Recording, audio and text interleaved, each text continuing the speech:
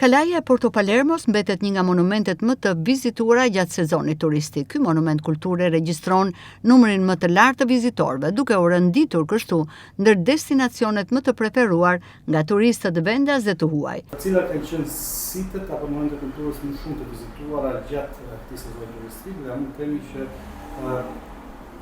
ka investime dhe çfarë do të bëhet më tej? Do të kemi tjerë investime? Në ato monumente të cilat ne kemi të matshme shifrat për shkak edhe të hyrjes me bilet që bëhet në këto lloj monumente, si çdo vit monumenti më shumë i vizituar ka qenë Kalaja e Porto Palermos. Çdo vit ka një fluks shumë të lartë në Kalan e Porto Palermos, e cila nuk është më e rëndësishme vetëm territorin e Qarkut Vlorë, por është edhe ndër më të rëndësishme në Republikën e Shqipërisë. Për sa i përket investimet janë investimet të cilat janë në proces që vijnë që prej vitit 2025, por dhe investimet të reja që janë kryer gjatë vitit 2026. Unë do doja t'i listoja një pjesë të këtyre investimeve që kanë të bëjnë me territorin e jurisdiksionit të Drejtorisë Rajonale të Trashëgimisë Kulturore Vlorë, ku janë investimet të kryera nga vetë institucioni, por dhe investimet të kryera nga donator. Investimet e kryera nga vetë institucioni ka përfunduar punime në ujësjecën e Vranishtit në Bashkinë Imar, vazhdojnë punimet në Kalan e Delvinës që ndodhet brenda qytetit të Delvinës, gjithashtu vazhdojnë punime në Kalan e Alipashës në fshatin Qesarat në Bashkinë Finiq, ka përfunduar edhe gërmimi arkeologjik, si çdo vit që kryhet gërmim arkeologjik në Parkun Arkeologjik të Amandja, me zbulimin e një godine antike, e cila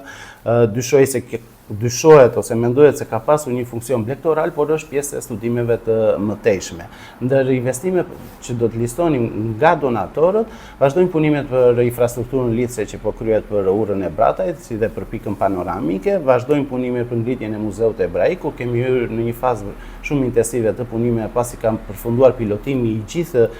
perimetrit ku do të ngrihet godina, kanë filluar punimet dhe ky është një lajm shumë i mirë për gjithë besimtarët e komunitetit musliman për xhaminë e Muradijes ose xhaminë e Plumit siç ne e njohim dhe pritet që brenda vitit 2027 ato punime të përfundojnë. Kanë filluar punimet e restaurimit për kishën e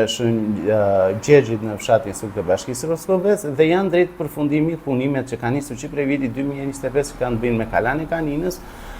Kalan e Boshit dhe shpellën e Spiles në Bashkinë Imar.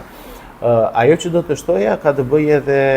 me konkludimin e hapave ligjor që po kryen për punimet që do të fillojnë së shpejti edhe për Muzeun Kombëtar të Pavarësisë, të cilat janë jo vetëm punime restaurimi, por kanë të bëjnë edhe me muzealizimin e gjithë objektit ose ridimensionimin e një muzealizimi të ri që duhet të ketë ky objekt. Me aktin normativ të këtij viti, gjithashtu, të muajit qershor korrik, janë miratuar edhe disa punime të reja që do kryen në territorin e Qarkut Vlorë për monumentet e sitet arkeologjike dhe në Bashkinë Vlorë pritet të fillojnë punimet gjatë muajit shtator, restaurimi i kishës së Shërmërisë së Marmirojt në Orikum, restaurimi i ujësjellësit Ferunit që ndodhet në fshatin Dukat, restaurimi i kalasë së Gjon Boçarit që ndodhet në fshatin Trajgjast dhe restaurimi i një seksioni që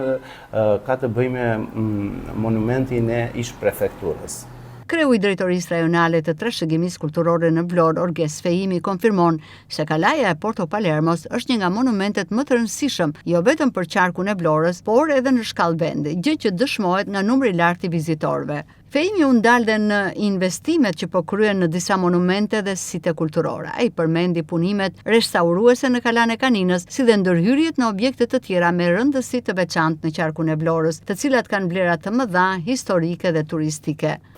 Sigurisht unë Kalan e Kaninës për marrë së fundmi e përmenda e më parë që ka qenë e mbyllur që prej muajit maj të vitit 2025 dhe unë nuk do të thosha që ka ndikuar numrin e vizitorëve, por një restaurimi i kalas, siç po kryhet në çdo detaj të mundshëm të kalas, normalisht që rrit pritshmëritë tona për një numër edhe më të lartë të numrit të vizitorëve në Kalan e Kaninës. Kreu i Drejtorisë Rajonale të Kulturës foli dhe për Muzeun Hebraik, ku punimet vijojnë. Për shkak të këtyre punimeve, Muzeu Etnografik që ndodhet pranë tij është mbyllur përkohësisht. Sipas Fejimit, paralelisht me ngritjen e Muzeut Hebraik, do të realizohet edhe rikonstruksioni i Muzeut Etnografik. Për sa i përket pastaj Muzeut Hebraik, do të thosha që punimet po ecin shumë mirë dhe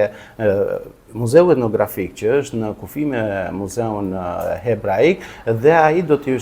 nënshtrohet një proces i restaurimi pasi është hartuar projekti dhe do të financohet njëkohësisht ku do të kemi 2 objekte plotësisht restauruara. Kurse për sa i përket xhamisë plumbit, xhamisë së Muradies, i cili është një investim i Agjencisë Turke për Zhvillim. Siç e dini, në përmbytjet që kanë ndodhur në vitin 2024, ku gjithë xhamia u përmbyt dhe u mbyll për një kohë të caktuar, deri në momentin sa u hartua projekti dhe në miratimin e tij u sigurua fondi dhe ne jemi përballë faktit sot që aty kanë filluar punimet e restaurimit, të cilat shpresojmë dhe besojmë që do ecin me ritmet e duhura ku brenda vitit 2027 në sezonin turistik xhamia e Muradies të jetë aksesueshme për gjithë vizitorët. Muzeu dhe sitet arkeologjike po tërheqin një interes gjithnjë më të madh të turistëve vendas dhe të huaj. Numri i vizitorëve rritet ndjeshëm gjatë sezonit turistik, duke konfirmuar rëndësinë në rritje të turizmit kulturor në qarkun e Vlorës.